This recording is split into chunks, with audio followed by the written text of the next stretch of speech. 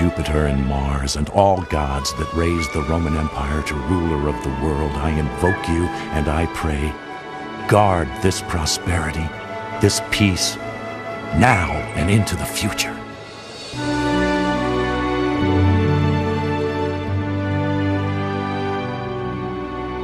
In the year 14, prayers such as these were heard around the vast dominion ruled by Rome.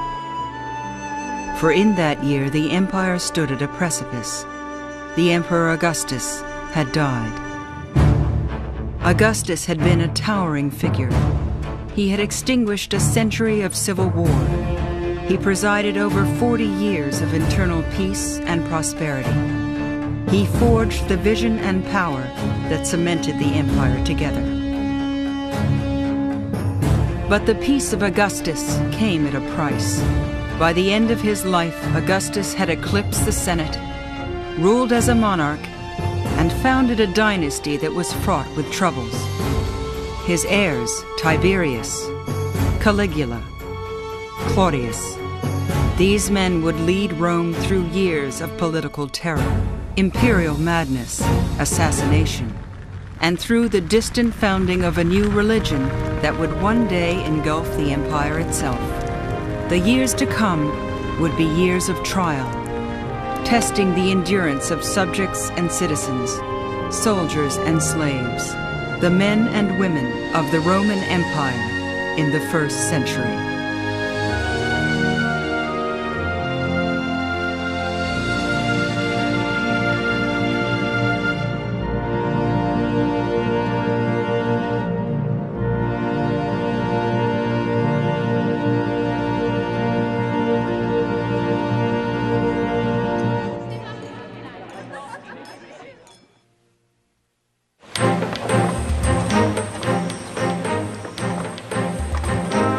How miraculous! We can now sail to Spain in just 4 days, Gaul in 3 days, and we can reach Africa on the gentlest breeze overnight. As the 1st century unfolded, ancient observers were awestruck by their shrinking world. Incredibly, even Egypt is barely 7 days' journey. For the empire that Augustus left behind was now more than a collection of conquered lands. It was a far-flung society of vibrant commerce and frequent travel.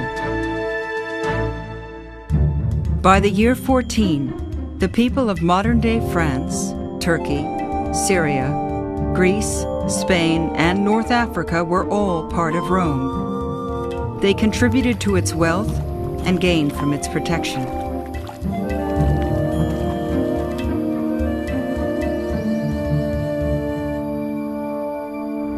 But at Augustus's death, the family of Rome also included some troubling members.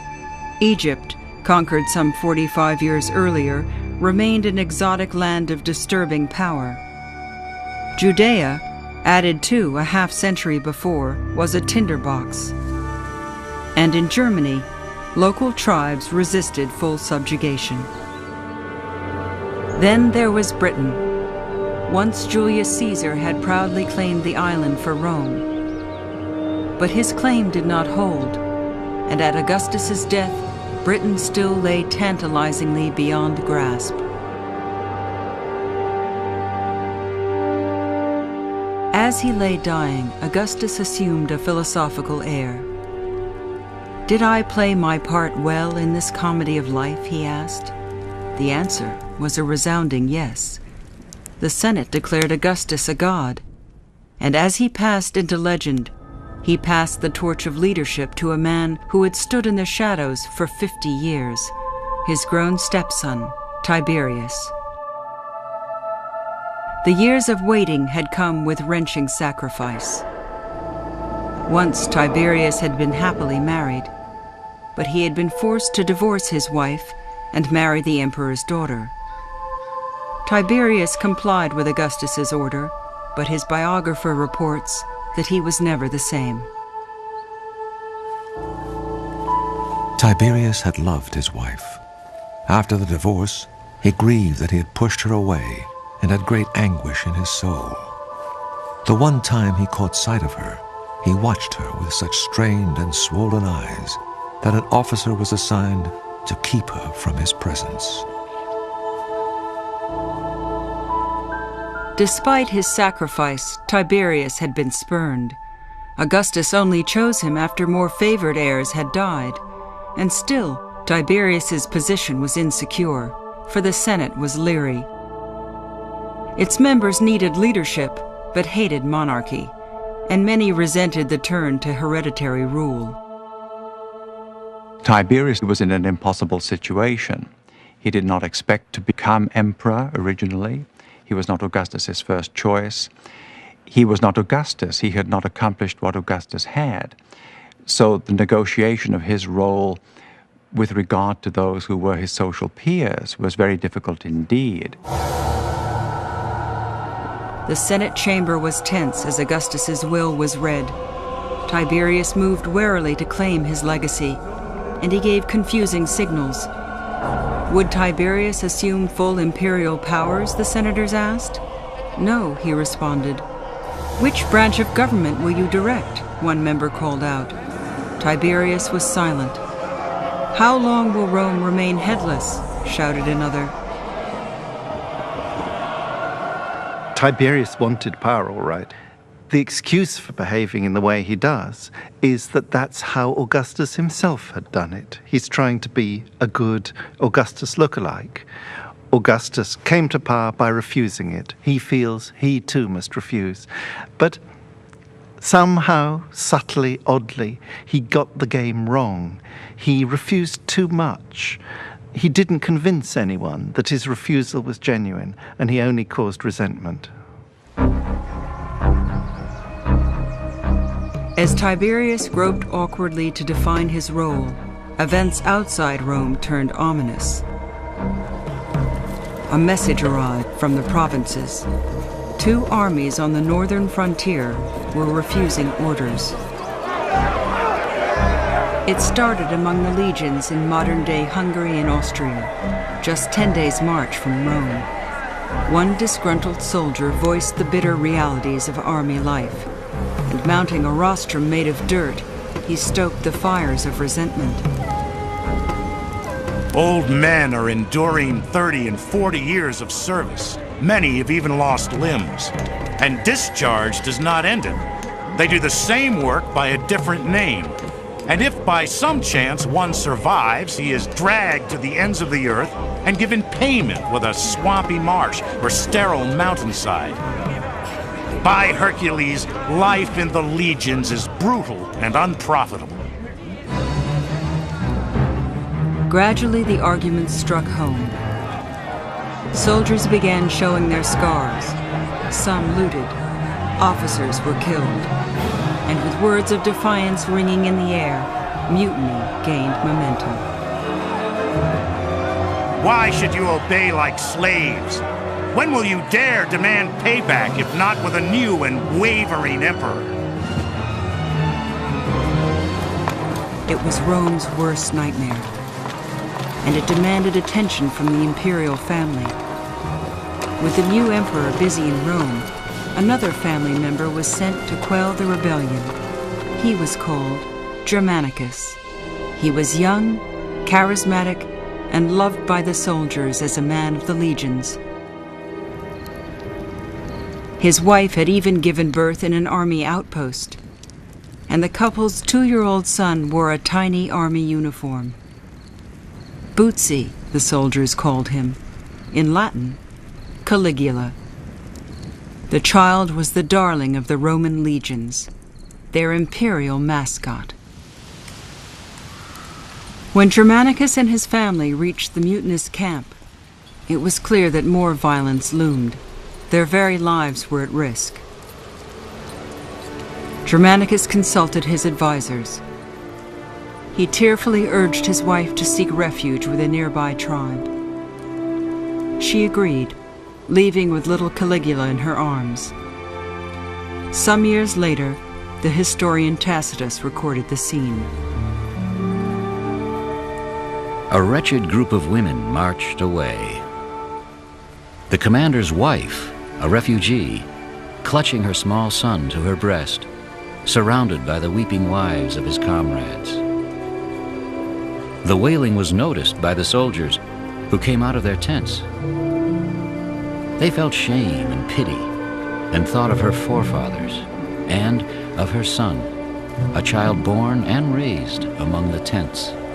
They begged, they insisted that she come back. Rebel unity was broken. Germanicus became a hero, and Caligula and his mother returned to camp. Caligula, as a child in the middle of this mutiny, must have seen the importance of the loyalty of the army. And in fact, he had been the darling of the soldiers, and he could appreciate the loyalty that the army felt to the imperial family in Rome. And yet he also could see what would happen if the soldiers' expectations weren't met. They were not going to maintain the loyalty. Army loyalty, Caligula saw, was the core of imperial strength. But events would offer Caligula another darker lesson. Popularity could be a dangerous thing.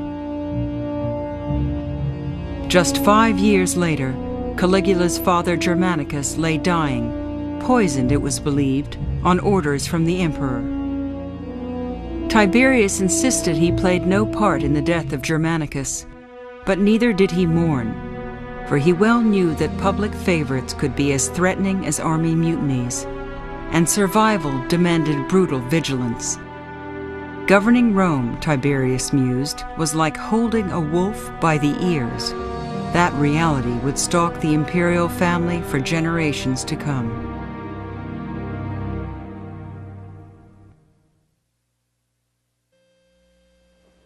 I must go and have a bath. Yes, it's time. I get myself some towels, I run and catch up with the others, and I say to one and all, how are you? Have a good bath. Have a good supper.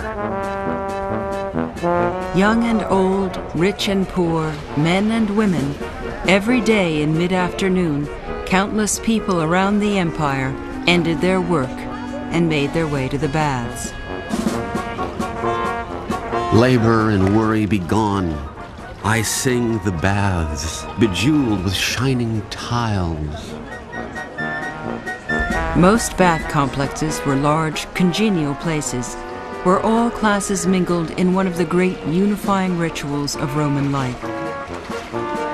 They included outdoor areas for exercise, food stands for snacks, and noisy attendants who offered every sort of service. I would die if silence were as necessary to study as they say. I live just above the bathhouse. The philosopher Seneca found his local bath a mixed blessing. Consider all the hateful voices I hear. When the brawny men exercise with their lead weights, I hear their groans and gasps. Or when someone else comes in to get a vulgar massage, I hear the slap of a hand on the shoulders. Add those who leap into the pool with a huge splash. And besides these, who at least have normal voices, consider the hair plucker, always screeching for customers and never quiet, except when he's making someone else cry. After several hours in the boisterous atmosphere, wealthy Romans headed home for an evening with friends. The less privileged met at roadside cafes. But one and all, Romans cherished their late afternoon rituals as staples of life. Baths, wine, and sex ruin our bodies. But what makes life worth living except sex, wine, and baths? Away from the public eye, Augustus's first successor lived in gloom. The Emperor Tiberius was already 55 when he inherited Rome from his stepfather, and he was a dour, cynical man. Embittered by his years of obscurity, Tiberius now resented the courtiers who once scorned him. He despised their intrigues and obsequious manners. Men fit to be slaves, he muttered as he left the Senate House. Many senators thought little better of Tiberius. They grew to hate him for his cryptic wishes and his unpredictable moods. What really gets up their noses is that he both demands civility from them and then pretends to be treating them like equals and saying, oh, no, don't be servile, don't flatter me. I don't want this adulation that you offer me. And yet it was clear to them that unless he was flattered, unless they behaved like slaves, he wasn't actually happy. That's why they called him a hypocrite. With mutual contempt between senators and Tiberius, the emperor sought counsel outside their ranks in a cavalry officer named Sejanus, a man the ancient historian Tacitus called a small-town cheater. Sejanus was brazen, with great physical endurance. Outwardly, he appeared honorable, but inside, he nursed a greedy nature. You have to remember that the Romans could be extraordinarily snobbish. The Romans weren't against social mobility, absolutely, but they hated to see upstarts who they see as getting into power not because they're good, but because they cheat the system, because they worm their way into the favor of the emperors, and they cheat themselves into social standing. Tiberius gave Sejanus command of the Praetorian Guard, an elite battalion created to keep order and protect the emperor. Sejanus concentrated his troops in a single camp.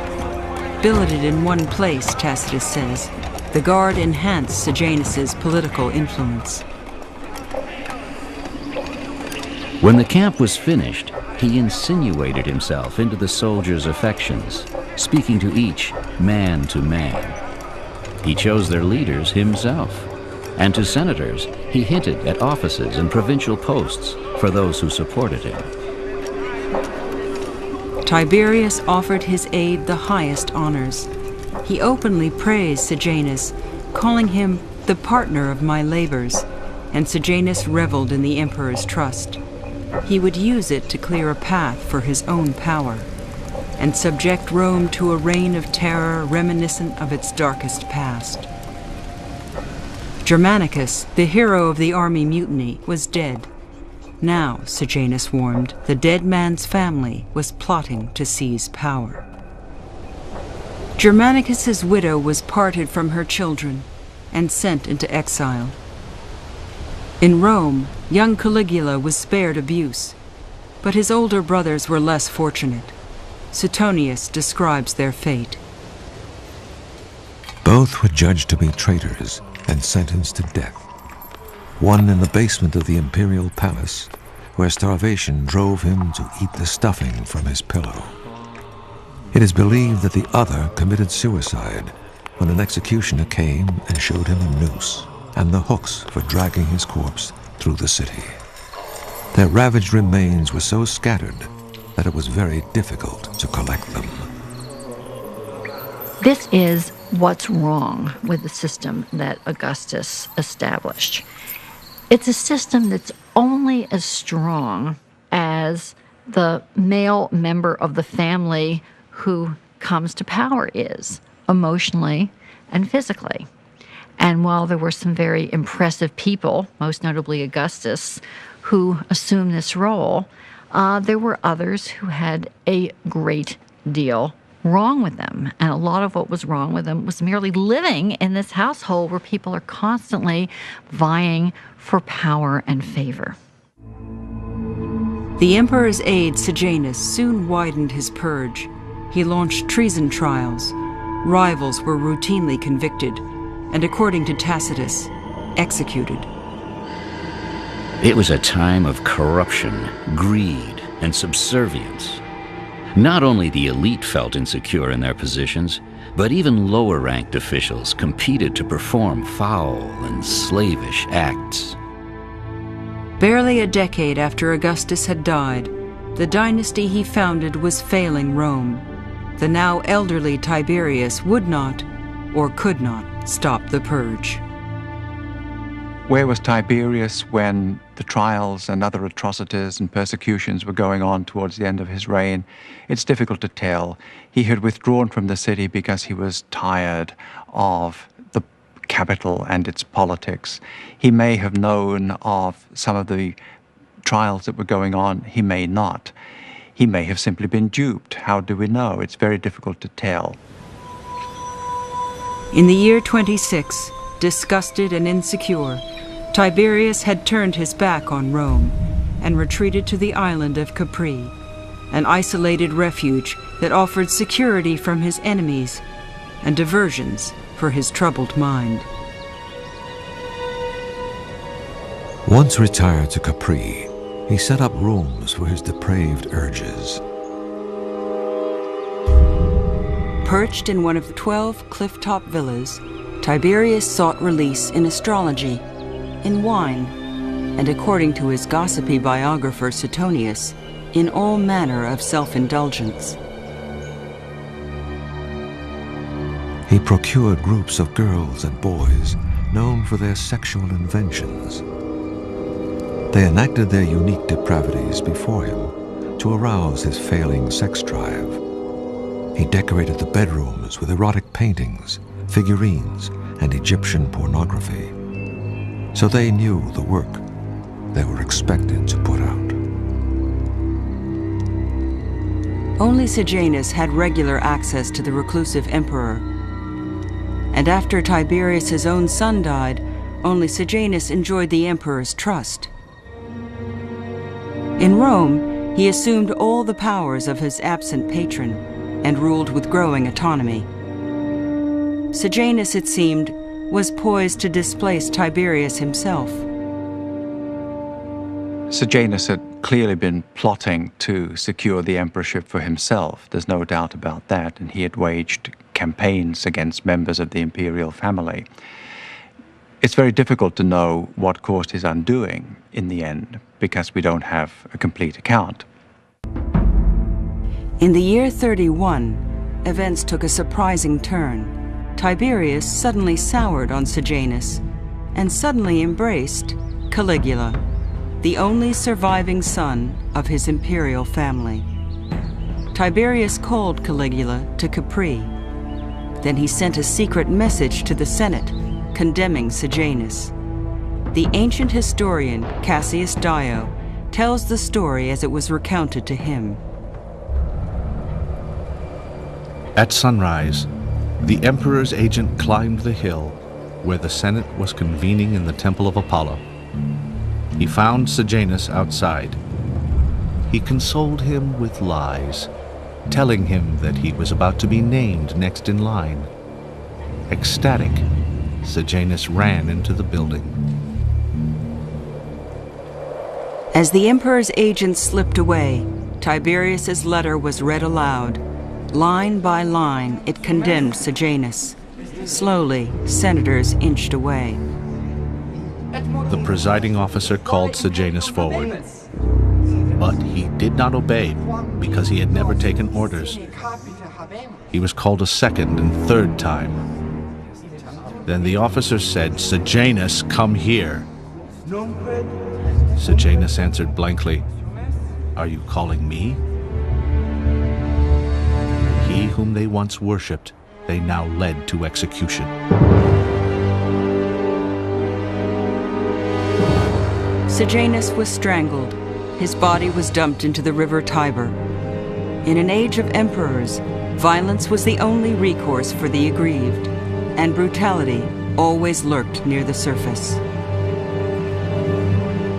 What we might understand from Sejanus' downfall is that no one was secure within the court system. This was a secretive form of government. Power was pursued by those who were unscrupulous and wanted to wield it, but no one could be secure in his control of power. The emperor could strike down anyone at a moment's notice. Still in Capri, Tiberius continued the business of government. His rivals had all been destroyed, but so had the chance of stable succession. As Tiberius entered his last years, weary and remote, his only surviving heir was Caligula.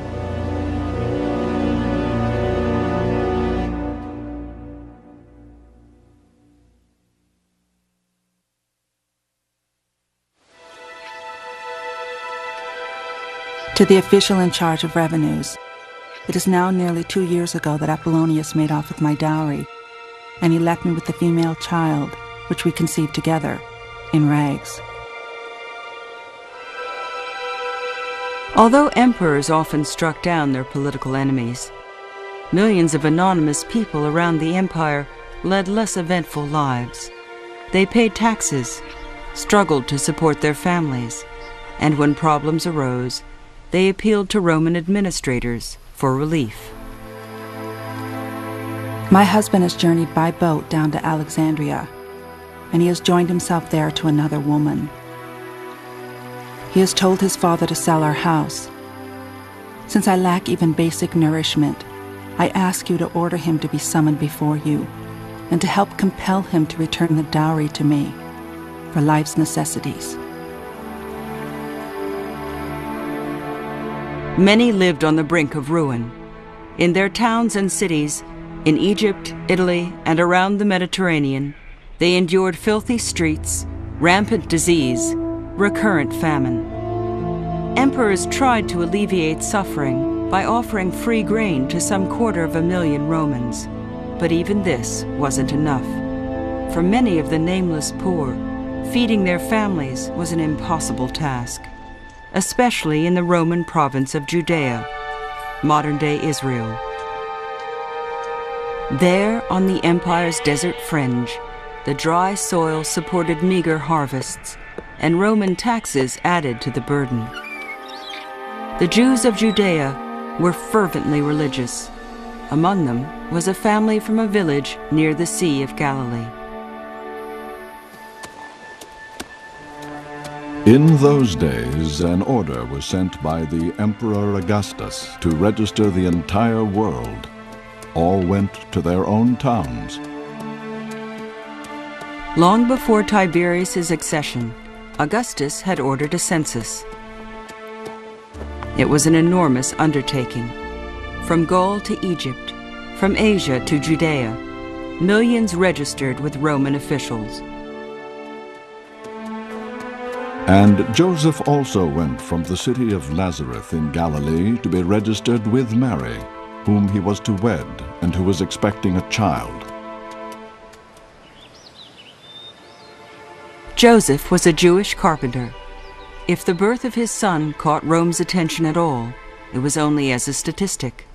But Jesus, growing to maturity in his father's trade, would leave a legacy more enduring than Augustus himself. A legacy made possible by the extraordinary ferment of the first century. For in this corner of the empire, at this moment in history, Judea was in turmoil. The population had split into hostile factions. Preachers and prophets roamed the countryside, drawing emotional crowds. At the age of 30, Jesus joined one such group and was baptized in the Jordan River.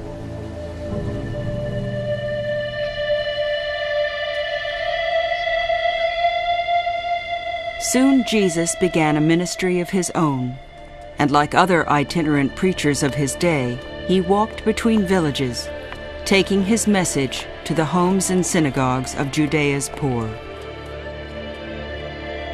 No one can serve two masters. You cannot serve God and wealth.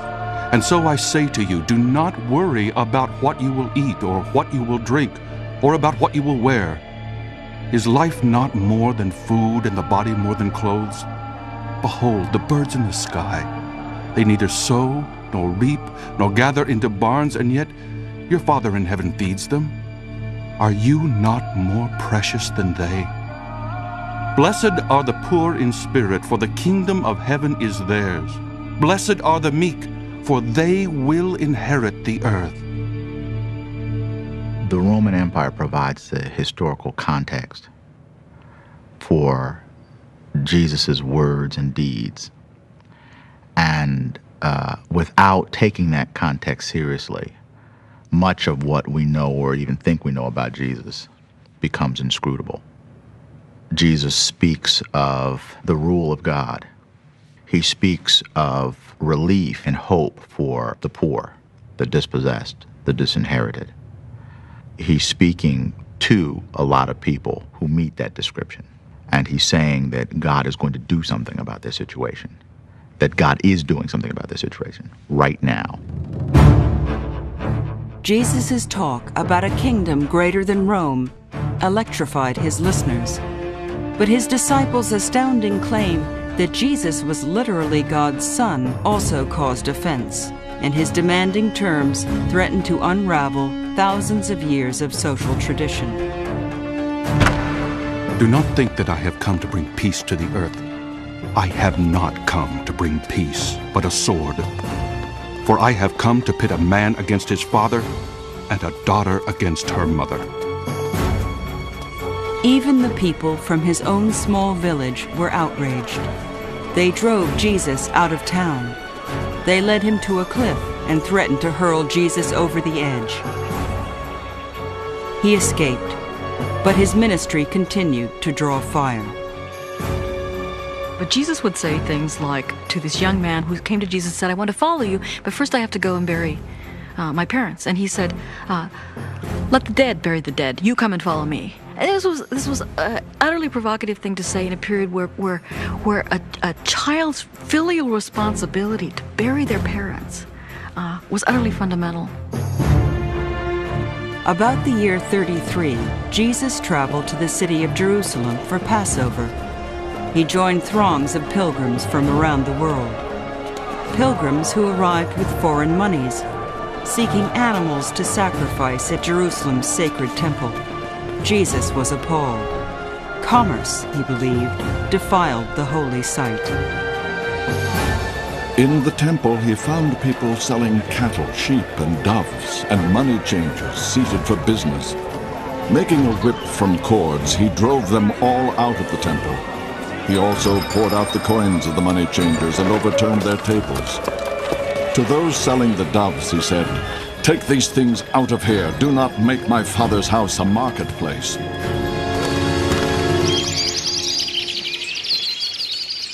The outburst enraged religious leaders, but worse, it threatened to disrupt the precarious political stability imposed by Rome. Jesus was arrested, probably for political subversion, and to the Roman governor Pontius Pilate, the sentence was obvious: crucifixion. I think it's crucial to look at the story of Jesus from the Roman point of view. What did the crucifixion of Jesus look like?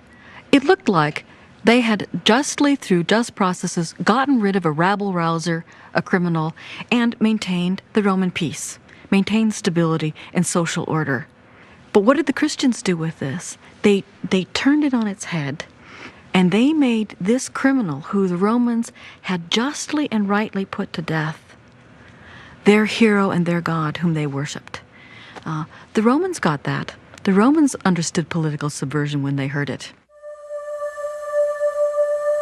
The decision to execute Jesus would launch a religion that would one day subsume the Roman Empire and resonate for millennia to come.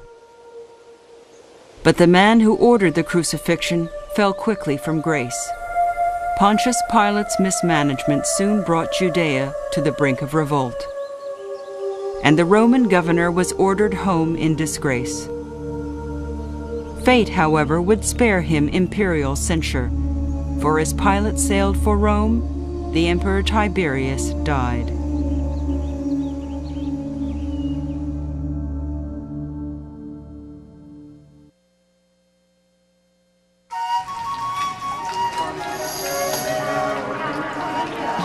At the baths, there is no way to escape Monogenes. If you take some towels, he will call them whiter than snow, although they may be dirtier than a baby's lap. As you comb your thin hair, he will say you look like Achilles. He will praise everything, marvel at everything, until, worn down by his boring efforts, you invite him home. The antics of status-conscious Romans delighted ancient humorists, for in some circles, wheedling a place at a rich man's table was a daily dance, to fail a social disgrace.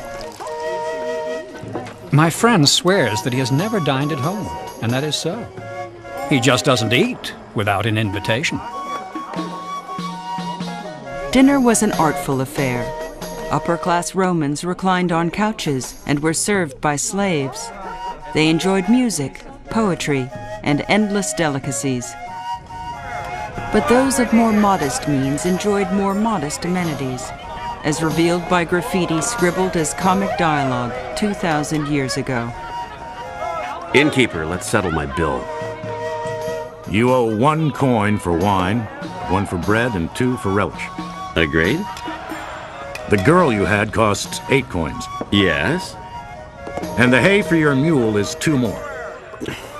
That wretched mule will finish me off. In the year 37, the empire shifted into a lighter mood, for Caligula, now 25 years old, had become emperor. By assuming command, Caligula fulfilled the wishes of the Roman people, or should I say, the whole world. Caligula had suffered mightily from palace intrigue. As the lone survivor of a charismatic father, as the grown mascot of Rome's army, many hoped Caligula would breathe energy into the gloomy city. At first, Caligula lived up to expectations. He recalled exiles and hosted a bonfire where he ceremoniously burned the records of his predecessors' treason trials. But soon, Caligula began to show disturbing eccentricities. 2 years into his rule, Caligula led an army north. When he reached the sea, the emperor prepared to invade Britain, the land that had eluded Julius Caesar. Then, inexplicably, Caligula ordered the legions to gather seashells. What is going on when Caligula goes up to the North Sea and starts collecting seashells? Well, Caligula had been seriously ill the preceding year. He may or may not have had something like encephalitis. There's also reason to believe that there's some troubled hereditary strain in this family, and that Caligula suffers from, we might want to call it, bipolar behavior. Tyranny descended on Rome as Caligula's quirks grew into abominations. Once, during a sacred ritual, Caligula was to offer an animal to the gods. But as he raised his mallet to kill the sacrifice, a whim brought it down on the nearby priest. The man died instantly. Caligula dressed in silken and bejeweled robes. He forced senators to grovel on the ground and kiss his feet. He openly seduced their wives at dinner parties, and he discussed the women's sexual performance over dessert. There's no doubt that Caligula was strange, grotesque, and perhaps even really clinically insane. His reign does show the dangers of hereditary succession within the system that Augustus had founded. Military monarchy of the Augustan kind did work. There's no doubt about that. But its danger was that if an hereditary system was used, you could never guarantee that the ruler of the day was going to be an effective ruler. And certainly with Caligula, we find one emperor who was an absolute disaster. The disastrous Caligula brought Rome's elite to its knees, and other Roman subjects to the brink of despair. In Rome, on the far side of the Tiber, there was a large Jewish neighborhood.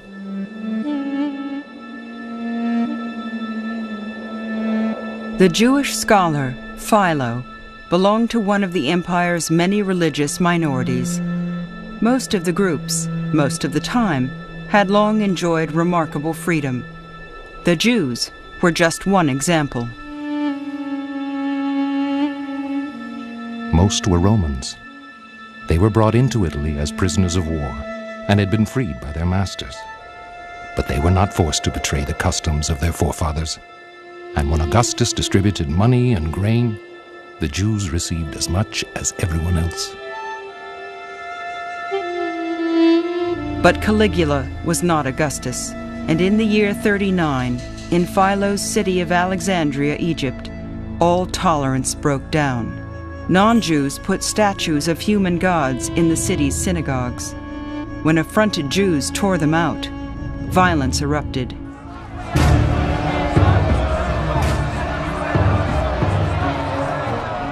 The mongrel crowd attacked us and ran through our houses, turning out the inhabitants. Huge mobs of men destroyed the meeting houses, setting many fires in their manic, senseless rage.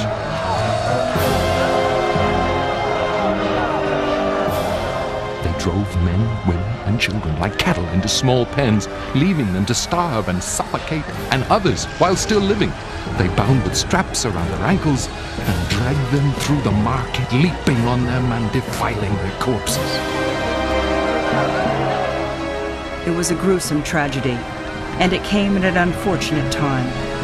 For emperors alone could mediate such disasters, and the Emperor Caligula was past caring. Philo and some fellow Jews set out to seek an audience. They traveled all the way from northern Egypt to Rome. But when they entered Caligula's presence, they knew their mission was doomed. When we were brought before him, we bowed to the ground out of humility and offered our hands, calling him the most holy emperor. Growling and snarling, he responded, "Are you those god-haters?"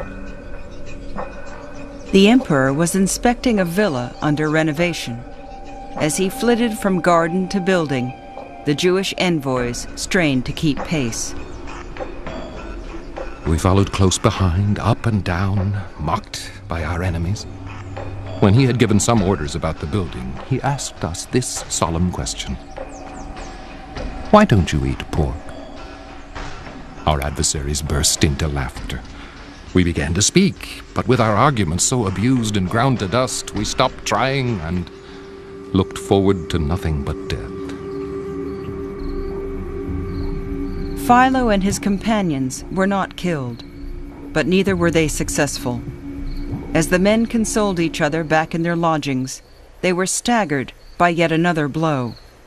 Word came that Caligula had ordered a statue carved showing himself as a god, and planned to erect it in the Temple of Jerusalem, the holiest place for Jews worldwide. It was the ultimate sacrilege, and sure to cause new eruptions of violence.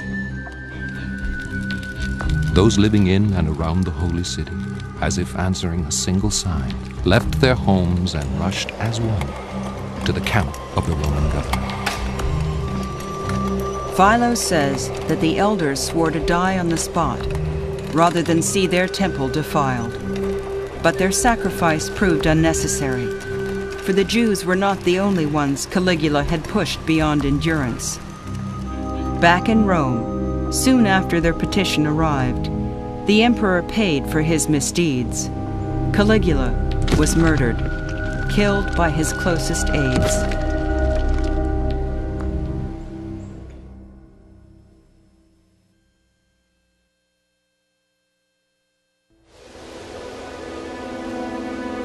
I, an honorably discharged veteran, have made a will.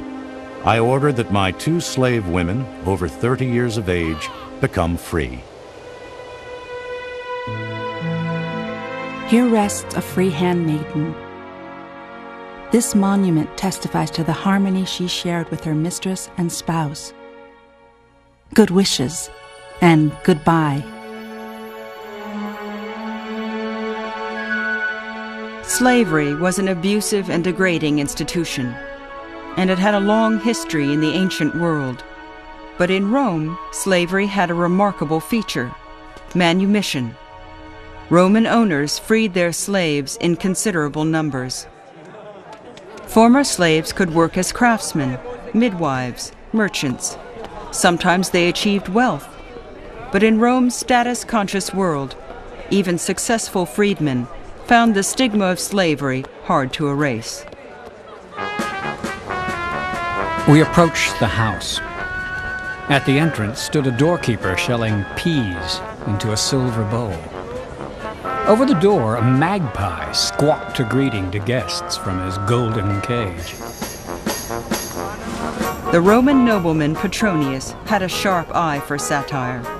In his novel, The Satyricon, Petronius lampooned the lifestyle of former slaves by depicting a vulgar dinner party through the eyes of a fictional guest.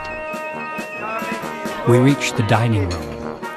Boys from Egypt poured cooled water on our hands while others ministered to our feet, removing the hangnails with precision. I began chatting with my neighbor. Who was that woman running here and there? The host's wife, he replied. She counts her money by the bushel. But take care you don't scorn the other freedmen here. They're oozing wealth too. You see that one reclining at the end of the couch? Today he's worth 800,000. He's newly freed. Not too long ago he carried wood on his back. Petronius' Satyricon is a wonderful insight into all sorts of social prejudices in a situation where one of the big phenomena of the 1st century AD is the rise of the freed slave. The desire of the freed slave to become a look-alike real Roman. And the characters in Petronius are these ex-slaves who are all trying it on as Romans. They're dining like Romans, they're bathing like Romans. They're trying to quote bits of ancient literature, mythology, as if they were proper Romans. They get it wrong all the time, socially, subtly wrong, in a way that a Roman aristocrat such as Petronius can laugh at them. In the imperial family, another figure was the object of ridicule. His name was Claudius. In his infancy, Claudius's body was racked by a mysterious illness.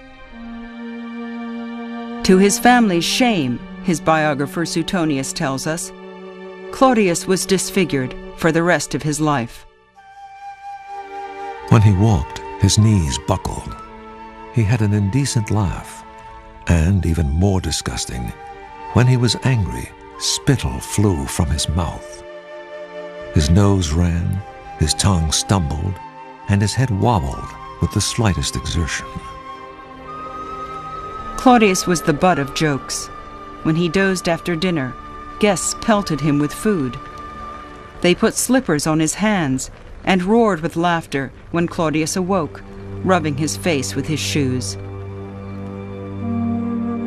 But in the year 41, the laughter suddenly stopped.